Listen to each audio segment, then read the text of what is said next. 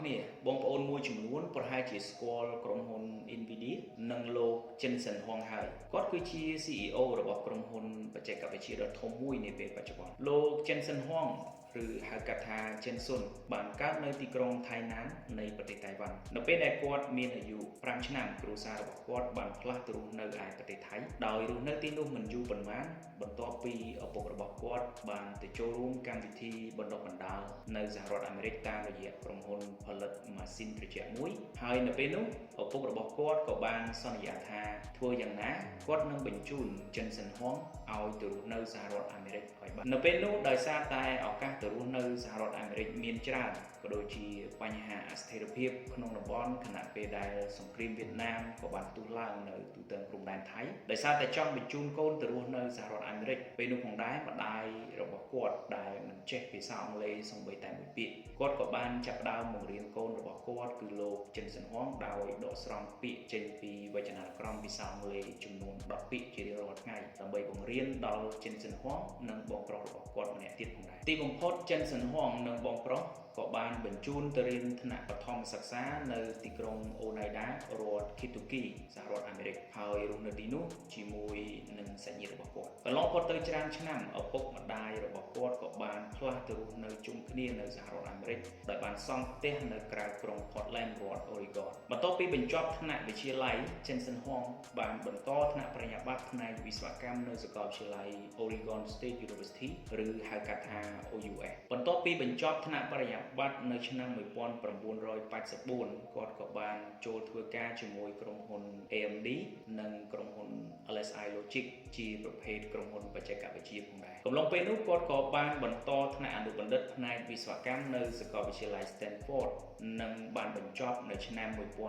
1992ដែលបច្ចុប្បន្នជាសាកលវិទ្យាល័យស្ថិតក្នុងចំណាត់ថ្នាក់លេខ3នៅសហរដ្ឋអាមេរិកបន្ទាប់ពីសាកលវិទ្យាល័យ Princeton និង Harvard កំឡុងពេលដែលគាត់សិក្សានៅសាកលវិទ្យាល័យ Stanford ធ្វើឲ្យគាត់មានការចាប់អារម្មណ៍ជាខ្លាំងទៅនឹងបច្ចេកវិទ្យានិងមុនពេលដែលគាត់បង្កើតក្រុមហ៊ុន Nvidia គាត់ក៏បានធ្វើការឲ្យក្រុមហ៊ុន AMD ជាអ្នករចនា microprocessor ឧបករណ៍អេឡិចត្រូនិកតូចៗដែលដំណើរការមុខងារកណ្ដាលរបស់កុំព្យូទ័រនៅលើ CPU រួមបញ្ចូលគ្នាតែមួយបន្ទាប់ពីធ្វើការបានជាង1ឆ្នាំគាត់ក៏បានជួលដោយក្រុមហ៊ុន LSI Logic បច្ចុប្បន្នត្រូវបានលក់ឲ្យក្រុមហ៊ុន Broadcom ក្រុមហ៊ុន LSI Logic គឺជាអ្នកផលិត Semiconductor ដែលផលិតផលប្រើប្រាស់ដើម្បីបង្កើនសមត្ថភាពទុកនិងល្បឿន network កំឡុងពេលនោះផងដែរគាត់បានធ្វើការច្រើនមុខតំណែងដូចជាវិស្វកម្មអ្នកទីផ្សារនិងអ្នកគ្រប់គ្រងទូទៅផងដែរនៅក្នុងឆ្នាំ1993លោក Jensen Huang ក៏បានបង្កើតក្រុមហ៊ុន Nvidia នេះឡើងជាមួយនឹងមិត្តភក្តិគាត់ពីរនាក់ទៀតគឺលោក Chris Malachowski និង Chris Sprint ដែលពួកគាត់ទាំងពីរនាក់ក៏មានបទពិសោធន៍ធ្វើការនៅក្រុមហ៊ុនធំៗផងដែរគឺក្រុមហ៊ុន Microsystem និង IBM ពួកគាត់ទាំង3នាក់បានជួបគ្នានៅ Denny ដែលជាភោជនីយដ្ឋានមួយកន្លែងពេលនោះហើយដែលពួកគាត់បានចាប់ផ្ដើមបង្កើតក្រុមហ៊ុន Nvidia ជាមួយដើមទុនដំបូងចំនួន$40,000ស្របពេលដែលគាត់បង្កើតក្រុមហ៊ុន Nvidia គឺជាពេលដែលឧស្សាហកម្មកុំព្យូទ័រមានសន្ទុះគាំទ្រខ្លាំងពីសំណាក់អ្នកប្រើប្រាស់ហើយនៅពេលនោះកុំព្យូទ័រត្រូវបានភ្ជាប់ជាមួយនឹងឧបករណ៍ដែលមានឈ្មោះថា CPU Central Processing Unit CPU គឺជាឧបករណ៍មួយដែលសំខាន់ជាងគេក្នុងចំណោមឧបករណ៍ផ្សេងៗរបស់កុំព្យូទ័រព្រោះ CPU មានតួនាទីជាខួរក្បាលរបស់កុំព្យូទ័ររាល់ដំណើរការអ្វីមួយត្រូវឆ្លងកាត់ CPU ជាអ្នកវិភាគជាទូទៅនៅក្នុងកុំព្យូទ័រ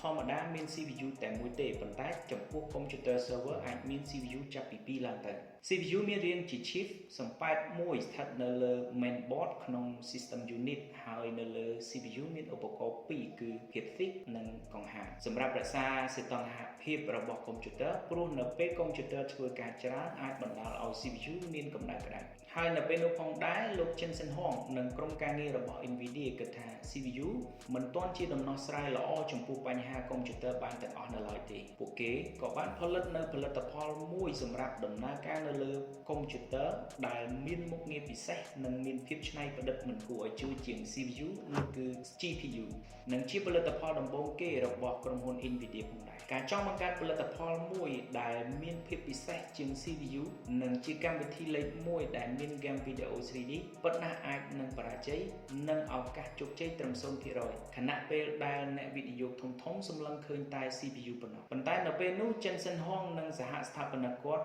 ក៏ទទួលបាន បានការវិនិយោគពីក្រុមហ៊ុនវិនិយោគធំមួយរបស់សហរដ្ឋអាមេរិកគឺពីលោក Don Valentine ប្រហែលជា20ឆ្នាំក្រោយមកឥឡូវនេះក្រុមហ៊ុន Nvidia បានកំពុងដំណើរការនឹងជោគជ័យធំនៅក្នុងវិស័យឧស្សាហកម្មបច្ចេកវិទ្យា AI នាពេលបច្ចុប្បន្ននេះ Nvidia គឺដើរតួនាទីយ៉ាងសំខាន់ក្នុងការរៀបចំប្រព័ន្ធ AI ជាមួយនឹង hardware software ecosystem និងរួមចំណែកក្នុងការស្រាវជ្រាវនិងការអភិវឌ្ឍរឿងរបស់ Jensen Huang និងការបង្កើត Nvidia គឺជាការលះបង់របស់ឪពុកម្ដាយដើម្បីឲ្យកូនមានឱកាសល្អ